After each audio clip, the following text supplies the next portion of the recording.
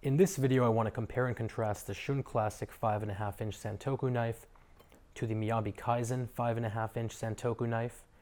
These are very similar knives, but at the end of the day, I think the Kaizen definitely wins this round for a couple of reasons. First and foremost, from start to finish, it is a completely handmade knife, and the attention to detail really shines through because of that. Every single corner has been rounded out. You can see me rolling it on my fingers right now. Even down here, the whole thing is rounded out, so there are no sharp edges. The handle is completely and totally flush in every single place where it meets another material. No raised areas, no lowered areas, no gaps. And it even has nice attention to detail, like let's say the logo carved in the back and things like that. By contrast, the Shun has really sort of sharp edges on either side. And down here, there's actually a little burr. I've noticed a lot of the Shuns have that. The handle is not completely flush. As I'm doing this, I can feel areas where it's raising, where it's lowering, and when there are little gaps.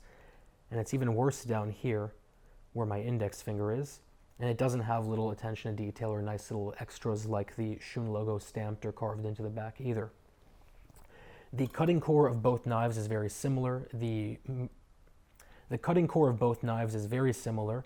The Miyabi uses VG10, the gold standard, about 60 hardness, and the Shun uses VG Max, a little bit harder at 61, so they're both going to hold their edges very well. The cutting edge of the Shun is a very respectable 16 degrees, but on the Miyabi it is a crazy hand-ground, hand-sharpened, 3-step process, which creates a very, very sharp 9-degree angle. So first off, we're talking single digits for this cutting angle, but second of all, when you're comparing the two, you can imagine that having an angle that's about 50% thinner than the other one is going to be exponentially sharper.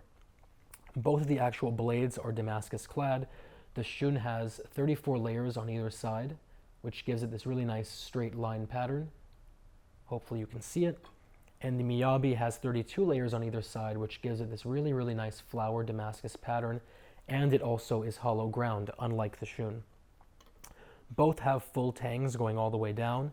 The handle of the Shun is black pakkawood, a compressed resin-filled wood, and the handle of the Miyabi is micarta. It's a type of composite material and has a beautiful, beautiful grain structure.